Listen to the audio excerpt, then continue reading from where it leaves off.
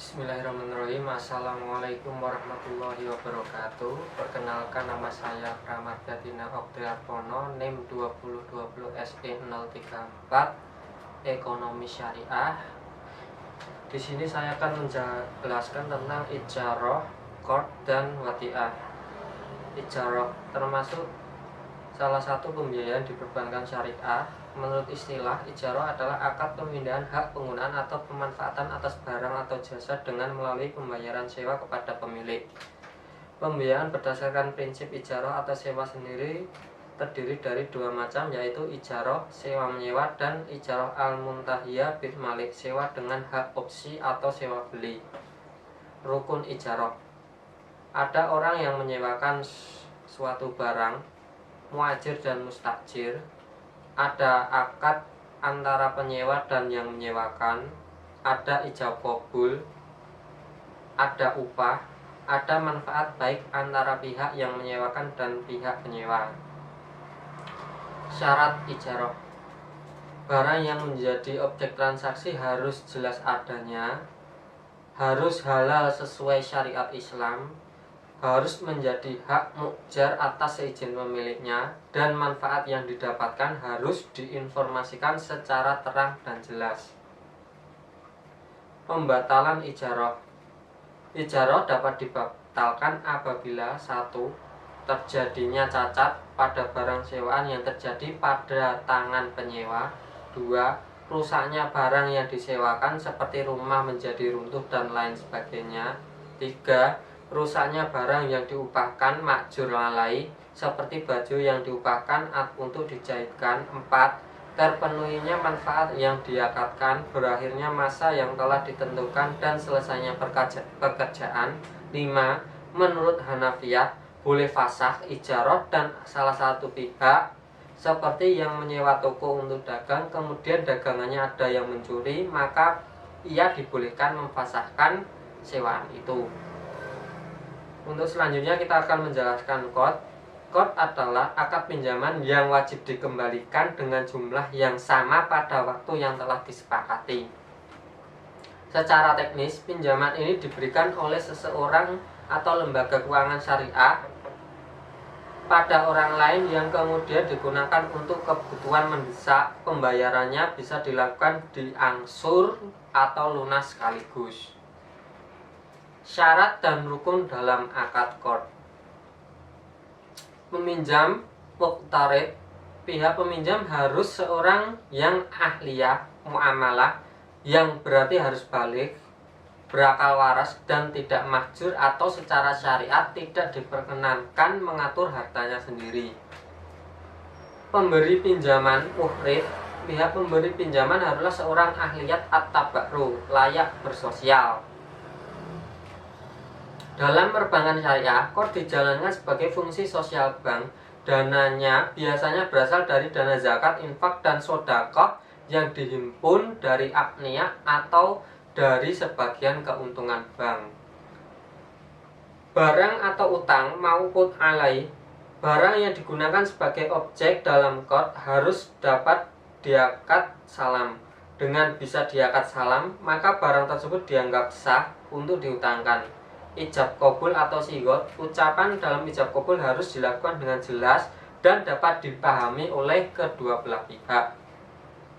Sumber dana qard berdasarkan fatwa MUI, pendanaan qard berasal dari bagian modal lembaga keuangan syariah, keuntungan lembaga keuangan syariah yang disisihkan, lembaga lain atau individu yang mempercayakan penyaluran infaknya kepada lembaga keuangan syariah.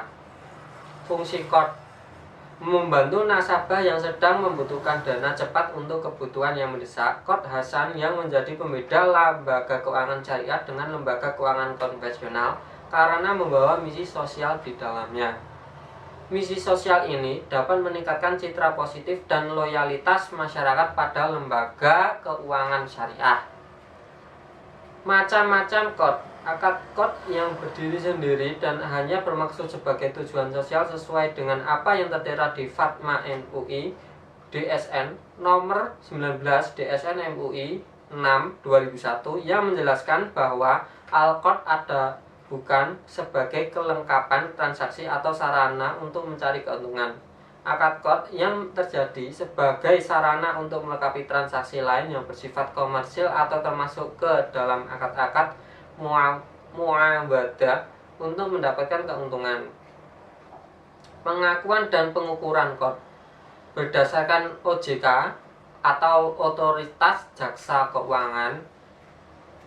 Perlakuan akuntansi akad qard memiliki penjelasan, pengakuan, dan pengukuran seperti di bawah ini. 1. Pinjaman qard diakui sesuai dengan besarnya jumlah yang dipinjamkan pada saat transaksi terjadi. 2. Biaya administrasi, bonus, atau ujrah yang dananya bersumber dari modal bank. 3. Biaya administrasi, bonus, atau ujrah. Penyajian qard. 1. Pinjaman qard bersumber dari modal bank dan dana pihak ketiga disajikan pada pos pinjaman qard. 2. Penyisian penghapusan aset pinjaman qard disajikan sebagai pos lawan atau kontrakon pinjaman qard. Kegunaan qard dalam perbankan syariah yaitu pinjaman tunai dari produk kartu kredit syariah, pinjaman untuk talangan keperluan haji, pinjaman untuk pengusaha kecil, pinjaman kepada kepengurusan bank. Landasan hukum qard yaitu Al-Baqarah ayat 245 yang berbunyi, siapakah yang mau memberi pinjaman kepada Allah pinjaman yang baik, maka Allah melipat gandakan kepada dengan lipat ganda yang banyak, dan Allah menyempitkan dan melapangkan rezeki, dan kepadanya lah kamu dikembalikan. Untuk selanjutnya kita akan membahas tentang wadiah. Prinsip wadiah yang diterapkan adalah wadiah yad domamah yang diterapkan pada produk rekening giro. Wadiah domamah berbeda dengan wadiah amanah. Dalam wadiah amanah, pada prinsipnya harta titipan tidak boleh dimanfaatkan oleh yang titipi. Sementara itu dalam hal wadiah ya domamah, pihak yang dititipi, bank, bertanggung jawab atas keutuhan harta titipan sehingga ia boleh memanfaatkan harta titipan tersebut. Jenis wadiah. Wadiah yad amanah, wadiah yang asli.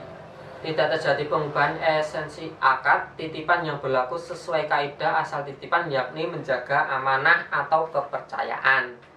2. Wadiah yad amanah, wadiah di mana penerima titipan dapat memanfaatkan barang titipan tersebut dengan seizin pemiliknya dan menjamin untuk mengembalikan titipan tersebut secara utuh setiap saat kala pemilik menghendakinya.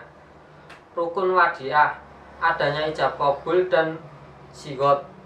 Harta atau barang yang bisa dititipkan hanyalah barang yang bisa disimpan.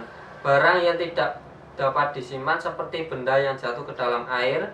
Harta atau barang yang dititipkan harus halal. Barang yang dititipkan adalah barang yang memiliki nilai. Untuk melakukan wadiah harus ada orang menitipkan barang, orang yang dititipkan, wadiah atau barang yang dititipkan, dan ijab kabul, sigot titipan.